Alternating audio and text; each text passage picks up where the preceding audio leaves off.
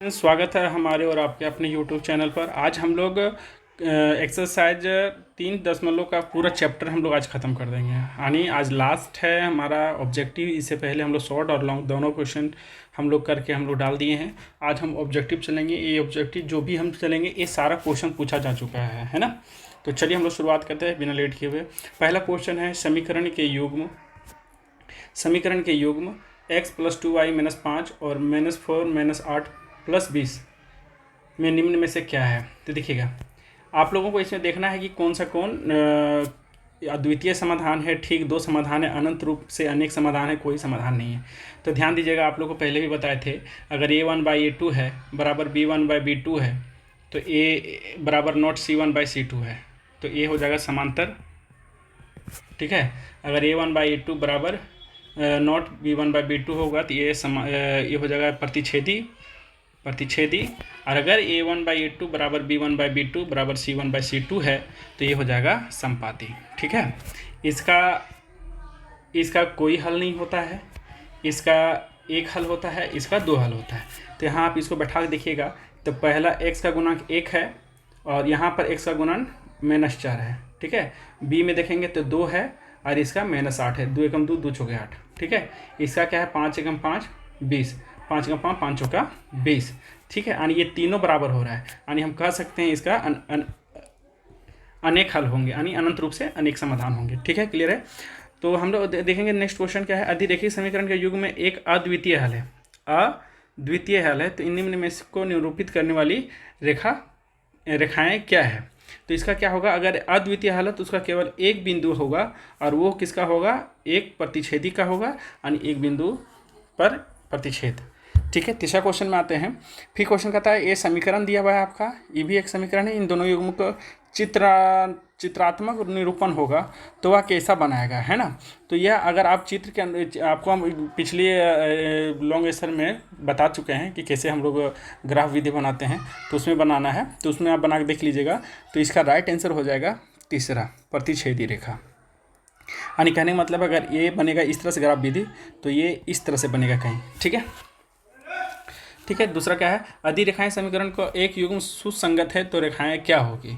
तो वो रेखाएं क्या होगी, प्रतिच्छेदन या संयोग होगा। ठीक है, नेक्स्ट क्वेश्चन में चलते हैं। समीकरण x y = 2 और x + y = 4 का हल होगा तो क्या होगा।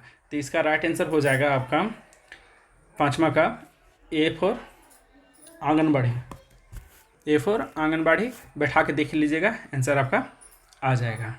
ठीक है, फिर नेक्स्ट चलते हैं आपका एक चक्रीय चतुर्भुज ABCD कौन है ना, जिसका A आपका दिया हुआ इतना, B दिया हुआ है आपका इतना, C दिया हुआ है आपका A वाला। ठीक है, तो आपको पूछ रहा है कि x और y का मान क्या होगा। तो चक्रीय चतुर्भुज की बात बोल रहा है। देखिए ए से, है ना, मान लीजिए ये चक्रीय चतुर्भुज ABCD। ठीक है, तो ए दोनों का योग होता है 180, ये दोनों समूह कोणों का होता है 180, या चारों कोणों का योग होता है 180 डिग्री। तो हम क्या करेंगे, AC पहले निकालेंगे, तो A और C पहले देखेंगे, तो ये दोनों का योग होता है 180 डिग्री। तो 6x + 10 + x + y = 180 डिग्री। अब इसको जोड़ेंगे, यहाँ 6x, यहाँ x, 7x होगा, और यहाँ हो जाएगा, यहाँ 10 है,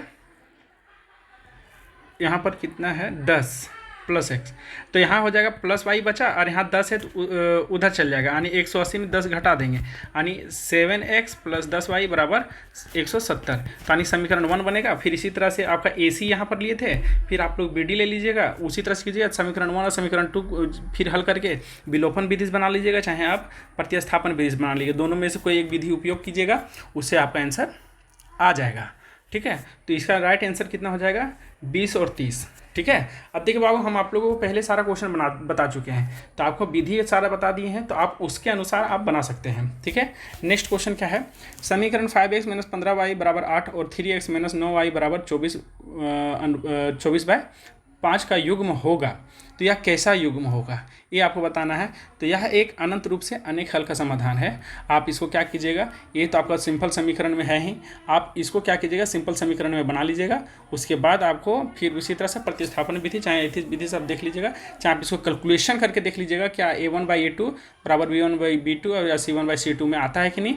अगर आता है तो होगा आंसर, नहीं होगा तो फिर नहीं होगा आंसर। लेकिन यह आंसर आता है परिमित रूप से अनेक हल में, ठीक है। तो ये क्वेश्चन होगा उसका राइट आंसर। निम्नलिखित में से कौन सी विधियों का प्रयोग रैखिक समीकरण के युग्म का बीजगणित रूप से हल ज्ञात करना है किया जाता है। तो बोलता है कि यह कौन सी विधियों द्वारा रैखिक समीकरण के युग्म का बीजीय गणित के रूप में हल ज्ञात करने के लिए किया जाता है, ये आपको पूछ रहा है। तीसरा क्वेश्चन का आंसर हो जाएगा राइट कि आखिर यह कौन सा विधि से हल होता है। तो ये प्रतिस्थापन विधि से भी होता है, उन्मूलन विधि से भी होता है, क्रॉस गुणन। देखिए उन्मूलन विधि विलोपन विधि होता है, इसका अर्थ होता है जैसे विलोपन विधि, ठीक है, विलोपन विधि। और इसका होता है क्रॉस गुणन विधि, मतलब ये होता है ब्रज गुणन विधि, ब्रज गुणन विधि। ये तीनों पढ़ना है और ये है प्रतिस्थापन, हम लोग तीनों को पढ़ना है। यानी इसका राइट आंसर हो जाएगा आपका उपरोक्त में से सभी, ठीक है। चलिए नेक्स्ट क्वेश्चन में चलते हैं। समीकरण ए दिया हुआ है आपके पास, ए वाला आपका समीकरण दिया हुआ है। फिर नेक्स्ट में आपका ए वाला समीकरण दिया हुआ है। अब बता रहा है कि युग्म क्या एक अद्वितीय हल है, ठीक 2 समाधान है, अनंत रूप से अनेक हल होंगे या फिर इसका कोई समाधान नहीं होगा। तो इसका कोई समाधान नहीं होगा, यानी यह एक समांतर रेखा होगा, यानी 2 को पहले मिल जाएगा और लास्ट में वो आपका नहीं मिलेगा। जैसे देखिए इसका 1 हो जाएगा, -3 होगा, इसका 2 हो जाएगा, यहाँ पर -6 होगा, 2 एकम 2, 2 तिया 6, 1 -3, 1 -3, 2 मिल गया, लास्ट वाला नहीं मिलेगा, 5 है और यहाँ 1 है, 5 और 1 नहीं मिलेगा। तो ये कहा हो जाएगा समांतर रेखा। समांतर रेखा का कोई हल नहीं होता, ठीक है। नेक्स्ट क्वेश्चन आते हैं, 10वां क्वेश्चन है। 10वां क्वेश्चन है एक भिन्न के अंश में एक घटाने का। देखिए ये क्वेश्चन किसा है कि अंश और हर है, तो अंश और हर x और y मान लेते हैं। बोलते हैं अंश में 1 घटाने पर वह 1/4, अंश में 1 घटा देते हैं और यह कितना बन जाता है 1/3। तो इसको क्रॉस मल्टीप्लाई करके समीकरण बना लेंगे एक ठो, मान लेंगे समीकरण 1। दूसरा क्या है, हर में 8 जोड़ने पर, और नेक्स्ट इक्वेशन बोलता है हर में 8 जोड़ देते हैं तो ये 1/4 बन जाता है। इसका अगर क्रॉस मल्टीप्लाई करेंगे तो इसका एक समीकरण बनेगा 2। अब इसको अगर हल करेंगे तो इसका आंसर अंश और हर में यानी x का मान आ जाएगा और y का मान आ जाएगा, और इसका x और y का मान जो आएगा वो आपका क्या आएगा 5/12, ठीक है। क्योंकि हमने हल करके देखा हुआ है तो आप लोगों को ये सारा क्वेश्चन हम पीछे बता चुके हैं, तो एक ही चीज़ को बार बार बताने की आवश्यकता नहीं। कुछ आप अपने से भी करिए, आप अपने से भी ट्राई करके देखिए कि हाँ ये बनता है कि नहीं बनता है। अगर नहीं बन रहा है कोई क्वेश्चन तो आप कमेंट में बोलिए कि सर 10वां वाला क्वेश्चन नहीं बन रहा है, तो हम वो क्वेश्चन आपको बना करके हम भेज देंगे। नहीं तो आप टेलीग्राम में मैसेज कीजिए, टेलीग्राम में आपका सोल्यूशन के साथ हम आप डाल देंगे आपका, ठीक है। चलिए नेक्स्ट क्वेश्चन बोलता है एक रैखिक समीकरण का घात होगा। ध्यान से समझिए, रैखिक समीकरण है, कौन सा समीकरण है, रैखिक समीकरण। तो रैखिक समीकरण का घात 1 होता है, केवल 1 होता है, ठीक है। रैखिक समीकरण होता है, द्विघात समीकरण होता है, त्रिघात समीकरण होता है। तो द्विघात वाला में जिसका 2 घात होगा, जिस त्रिघात वाला जिसका 3 घात हो। यहाँ रैखिक में केवल 1 घात होता है, ठीक है। नेक्स्ट क्वेश्चन, यदि दो चर में 2 रैखिक समीकरणों के हल अनंत हो तो उनके आलेख होंगे कैसे। संपाती रेखा होगा, इनमें से कोई नहीं होगा, 2 प्रतिच्छेदी रेखा होंगी या फिर आपका 2 समांतर। तो जिसके अनंत हल होते हैं, अनंत होंगे, तो वह कैसा होगा, संपाती होगा, संपाती रेखा होगा, ठीक है। नेक्स्ट क्वेश्चन है 2 चर में 2 एक घातीय समीकरण के ग्राफीय यदि प्रतिच्छेदी रेखा हो तो वो हल की संख्या। प्रतिच्छेदी रेखा सिर्फ केवल 1 हल होता है, केवल 1 हल, प्रतिच्छेदी में केवल 1 हल। और आपका क्या बोलते हैं, प्रतिच्छेदी हो गया, आपका संपाती हो गया, और एक आपका होगा संपाती और एक समांतर। तो प्रतिच्छेदी में 1 हल होता है, 1 सेकंड रुकिएगा, प्रतिच्छेदी में 1 हल, और समांतर में आपका हो जाएगा कोई हल नहीं होगा, कोई हल नहीं, 0 हो जाएगा इसका। और एक हो जाएगा आपका क्या है, संपाती, संपाती में हो जाएगा अनेक हल, ठीक है। ये थोड़ा बोलने में बार बार मिस्टेक हो जा रहा है, कोई दिक्कत नहीं है, थोड़ा जल्दी जल्दी में है इसीलिए लंबा क्वेश्चन, लंबा वीडियो बन जाता है ना, इसलिए बेटा। यदि रैखिक समीकरण का युग्म असंगत हो, ध्यान से समझिएगा, असंगत होगा, तो असंगत को निरूपित करने वाली रेखा कौन सा होगा। तो असंगत रेखा किसका होता है, समांतर रेखा का, ठीक है। किसका होता है, समांतर रेखा का, ठीक है। आते नेक्स्ट, 2 रैखिक समीकरणों के आलेख चित्र यदि समांतर रेखाएं हो तो हल की संख्या होगी हल की संख्या होगी। 2 रैखिक समीकरणों का आलेख चित्र समांतर होगा, समांतर यानी आप समझ लीजिए कि समांतर किसका होता है, ऐसे हो A1 A2 बराबर B1/B2 बराबर नॉट C1/C2, जिसका समांतर होगा यानी इस तरह की रेखा बनाएगी, एक दूसरे के साथ कभी इंटरसेक्ट नहीं करेगी, तो यह एक बार भी नहीं होगा यानी शून्य होगा, तो इसका राइट आंसर हो जाएगा शून्य।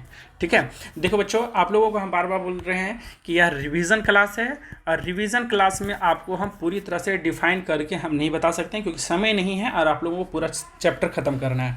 तो आप क्या कीजिए कि क्वेश्चन जितना हम बताते हैं इसको रिवीजन कीजिए, और अगर नहीं समझ में आता है, हमारा टेलीग्राम है, टेलीग्राम को आप जा करके टेलीग्राम में वहाँ पर जा करके इक्वेशन योग ये टाइप कीजिए, आपके पास टेलीग्राम चैनल आ जाएगा, आप उसको ज्वाइन कर लीजिए, उसमें सारा PDF भी जाता है और आपका सारा कुछ भी जाता है उसमें, तो आप वहाँ से इसको कर सकते हैं। ठीक है, तब तक के लिए धन्यवाद, थैंक यू सो मच।